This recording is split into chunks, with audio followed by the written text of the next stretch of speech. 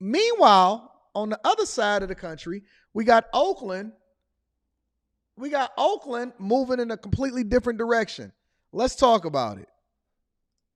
Bruce Vong is the owner of nearly a dozen different businesses in Oakland. He says each of them are robbed nearly every week, including Quality Tech Automotive Shop at the corner of 16th and International. Can you imagine being a business owner? Can you imagine being a business owner and each one of your businesses is robbed nearly every week? Think about this for a minute. You are a business owner and each one of your businesses are robbed nearly every week. And there is nothing that anybody is going to do about it. They're going to say, hey, whatever it is that happens to you is just a part of what it is. Do you guys know that the government literally creates problems to be able to solve it for themselves so that they can continue to stay in office and get you to vote or spend your money a specific way? Did you know that the government creates problems that they then can force you to vote on them so that they can go in and solve the problem that they created so that they can get you to vote and spend money a specific way? All of this is manufactured. Nobody cares about business. Nobody cares about small business. Everything is based off of how it is that they can get you to do things a specific way. Owning a business, multiple different businesses, and nearly all of them are getting robbed almost once a week is crazy, fam. Just ridiculous. Oakland is no longer Oakland anymore. Oakland has become a war zone. A battleground just to do his own job. Last Thursday, he helped his employees pick up stranded AAA drivers. Within seconds, his tow truck was gone. The person jumped in a tow truck and took off with our tow truck. Once you get in a tow truck, it destroys our camera system. During the course of this interview, he says he saw one of the men walk by. That's another one you need to deal with. Yeah. Breaking every car, breaking every. It's crazy to see the person that robbed you walking past your business like ain't even nothing tripping. It's crazy to see the people robbing your businesses on a regular basis walking by and you can't even do nothing about it. And if you do something about it, you're going to be the one to go to jail for it. This is insane. What's going on, fam? Thank you. I appreciate you. Guy who just walked by? Yeah, it's just terrible. We tried to give him help. We tried everything for him. Vong says the suspect destroyed the tracking system, but his phone was still inside, so he was able to track its location and chased him down. I had to chase him for at least 45 minutes from West Oakland to East Oakland, East Oakland to... You know what's so funny, though? They have no crime in Tokyo. They have no crime in Tokyo. I didn't understand it. I couldn't figure it out. The people was self-reliant and self-responsible.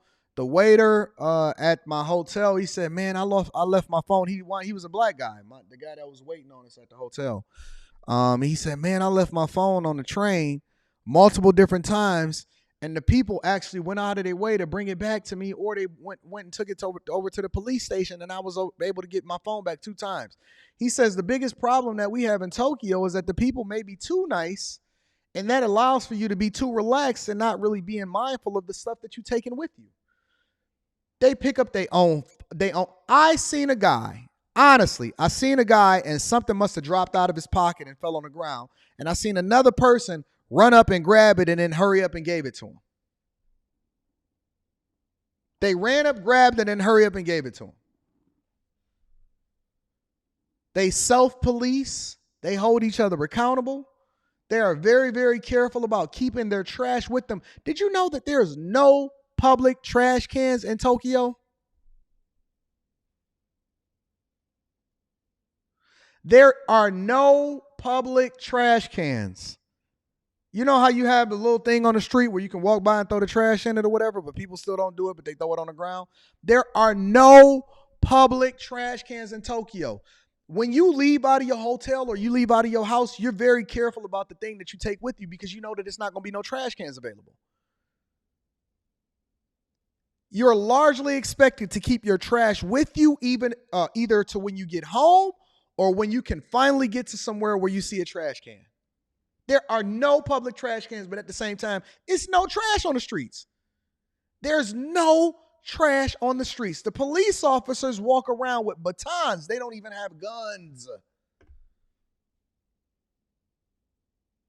They don't even have police stations. They're just little cubbies that's on the street. It's like a little temporary thing that's on a corner, and it'd be a police station, and the police be like, whatever. Or they hurry up and stand in the way in order to be able to make sure that all of the people get by.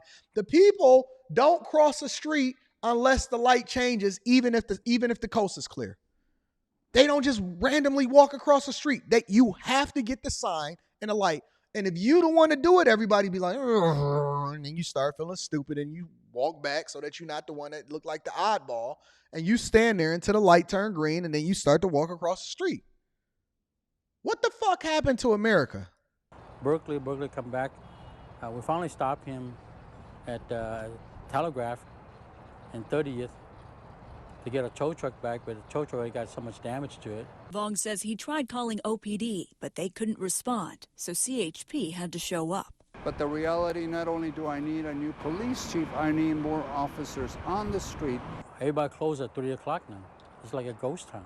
OPD. Everybody closed at 3 o'clock because it's like vampires that's going to come out and hunt for everybody, because once the street lights come on and once the dark times start coming out, you know that criminal element is. So it's like the Purge. It's literally like the Purge. Once the street light come on, I see people in the chat, they say, well, it's gangs over in Japan. Have y'all been there? Or are y'all just reading it? Because, see, I could talk about it now that I didn't been there. I could say, well, listen, I was walking around here and I went into this neighborhood and I didn't witness this. I didn't witness that. I didn't see one crime. I didn't see one person throw their trash out on the street. Y'all just talking based off of conjecture. You assuming. You don't know nothing about Japan. It's a lot of people assume a lot of things about a lot of places that they ain't never been to. Unless you've been to Japan, unless you've been to Tokyo, then you can't speak on what the culture is because you've never experienced it. You've never seen it for yourself. Well, crime exists. Where? It's amongst the lowest crime in the world over in Tokyo. Confirmed to the I-Team, just this past weekend alone, there were 15 different robberies colored in orange on this map, and 2 carjackings colored in red across the city. To put that in perspective, there's been a 27% increase in robberies year to date from 2022 to 2023, and a 19% increase in carjackings so far this year. Like this silver Mercedes-Benz SUV stolen off the dealership lot in Oakland and dumped in Alameda on Friday. Look at this. How you take the headlights? How you take the headlights, fam? Another auto body shop, you walk down the block, there's like 3 or 4 more that have been impacted. Look at that. That looks like a third world country. That looks like a third world country. Left Oakland. I myself might think about leaving Oakland and relocate somewhere else because Run. the city have no law. Michelle Sitt, the assistant principal for Achieve Academy in Oakland, has contemplated the same just last week. I came out of work at around 5 p.m. and I had all my dirty coffee cups, and I go to where my car was and it's gone. Unfortunately, it was stolen.